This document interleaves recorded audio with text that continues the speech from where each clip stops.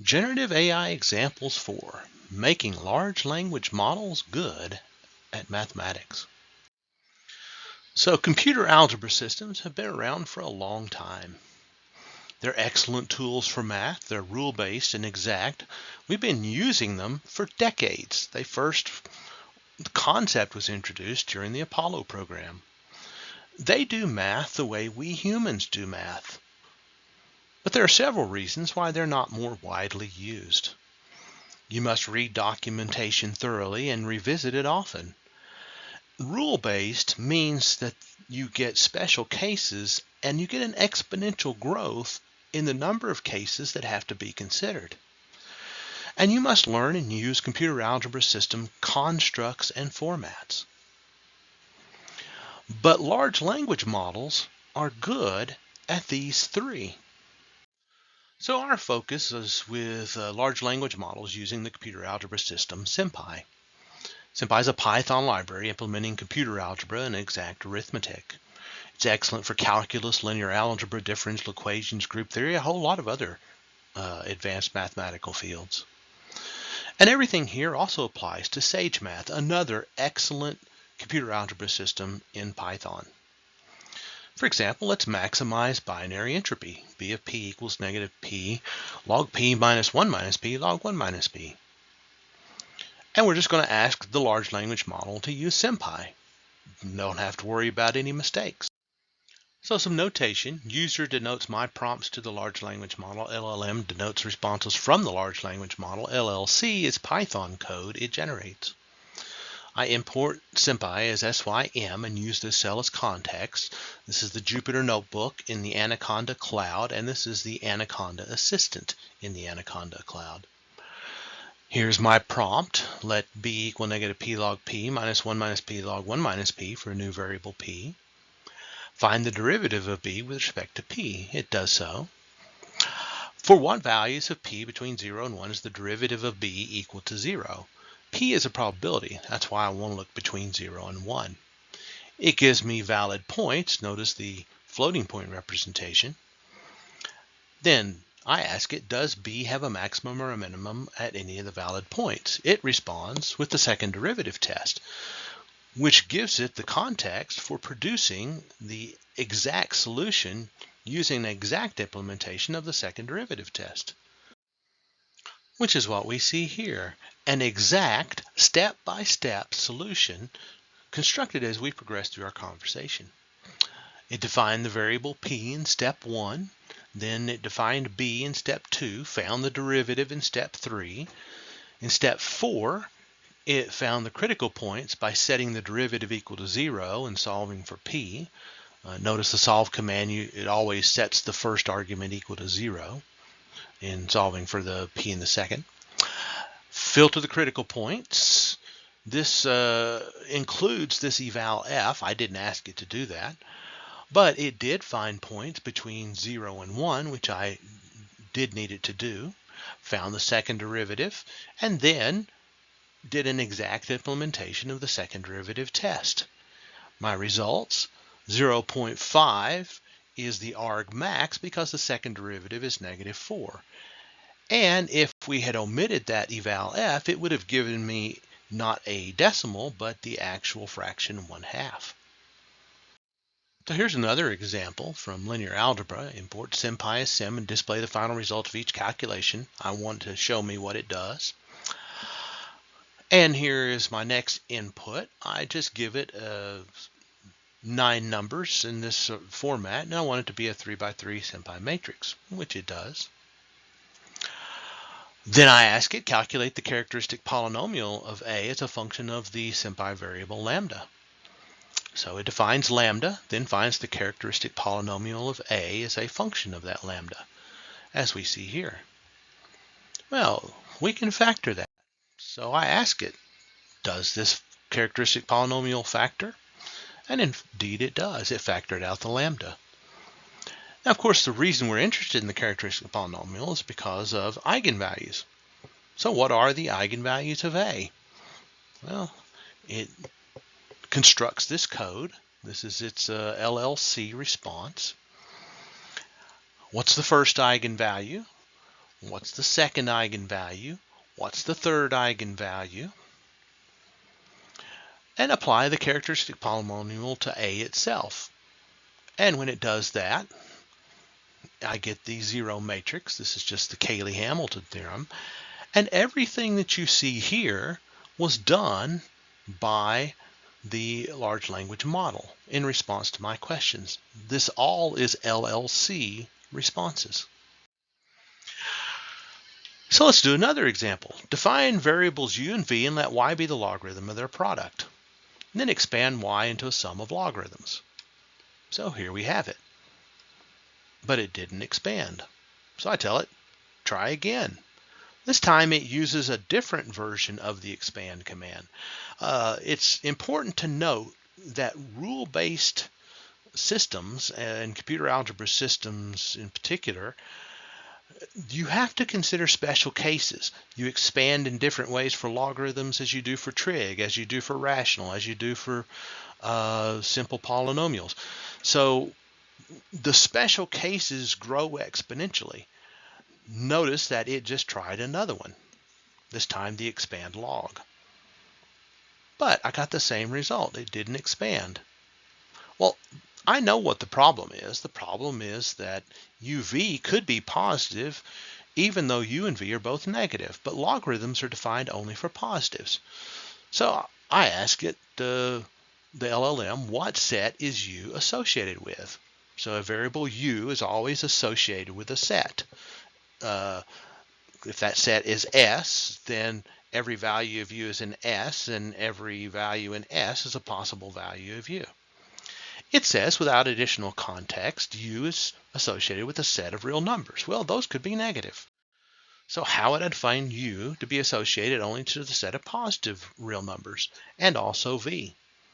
And here's the code that it gives me. Notice now I'm only working with u and v as positive real numbers.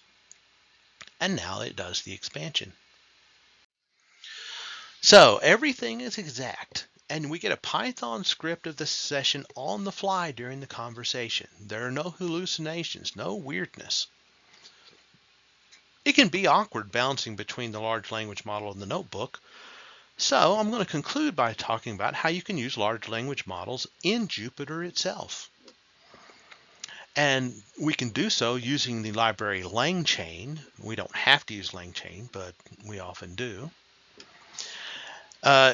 You also will need a subscription and open and API keys if you use OpenAI or Claude or any of the other proprietary ones. There are local large language models that we can use. They're free. But first, we need to talk about what we really mean when we talk about large language models, which are foundation models. You see, generative AI models have many components, and they're always inside of an architecture. Architectures are structures within which the AI happens. Just like if you're building a new building, then there's an architecture for that building. What happens in the individual rooms will be determined later. Of course, the architecture limits what can be done in individual rooms, but it doesn't dictate what has to be done in individual rooms. So a foundation model is a large-scale AI architecture.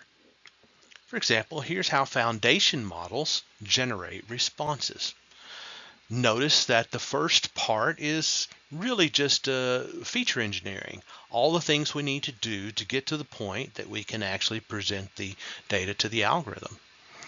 And then we have our transformer, that's the algorithm. And then we have to take the results and make them back into something that's usable.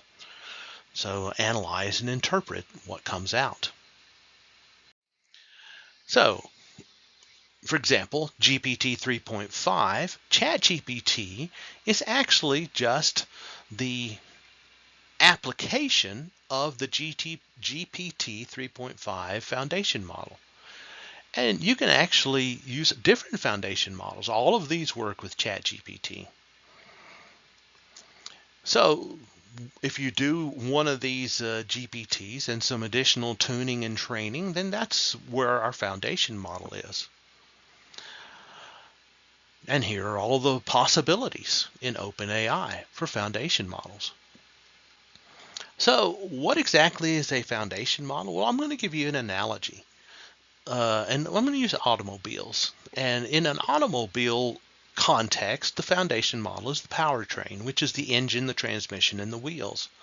There are many different foundation models. You could have gas plus an automatic transmission, electric plus a continuous variable transmission, diesel plus a manual transmission, diesel plus manual plus 6 wheels, gas plus auto plus 4 wheels, all sorts of different things. But these are the foundation models. An actual automobile is an application of a given powertrain. For example, the Anaconda Assistant is an application of GPT 3.5 Turbo. At least uh, at some point. It may be using something else now. Enterprise, it's using Mistral 7B.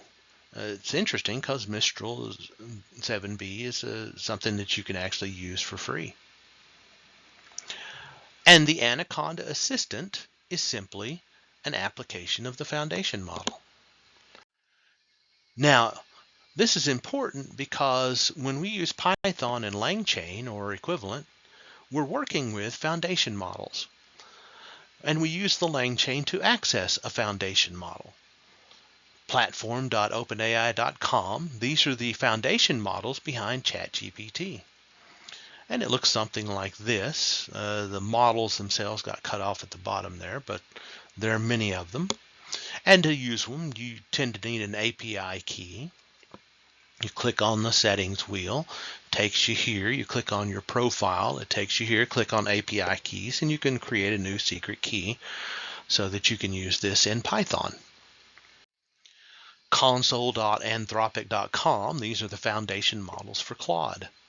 And they look something like this, and you can get an API key for Claude, actually for Anthropic also. Amazon Bedrock, Google Vertex AI, these all provide foundation models, which you can build on top of. Here is LangChain, and notice that it has Chat Anthropic, which allows you to build on the Anthropic foundation models. And notice that we can also use Bedrock and Google Vertex AI. You can run small large language models on your own computer or laptop. They're good. Some are very powerful. Speed is an issue. It's going to depend on your machine. Memory is also an issue, but not nearly as big as speed. So let's look at a couple of examples. Jupyter AI and GPT for All. GPT for All is downloadable. You actually don't even need Python. It will just run small large language models on your own machine. Jupyter AI is a magic that's designed to work with large language models, and it's based on LangChain. And here's an example of using Jupyter AI with GPT for All. Ollama is a local large language model server that works with Python. It's similar to GPT for All. It provides a server interface to its Ollama library.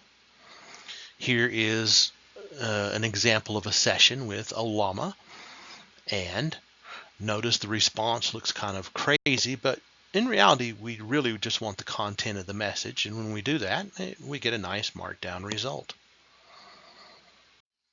And there are many other options. LM Studio, Jan AI, new offerings all the time for working with these small large language models. My recommendations? Well, speed needed to get a response is an issue.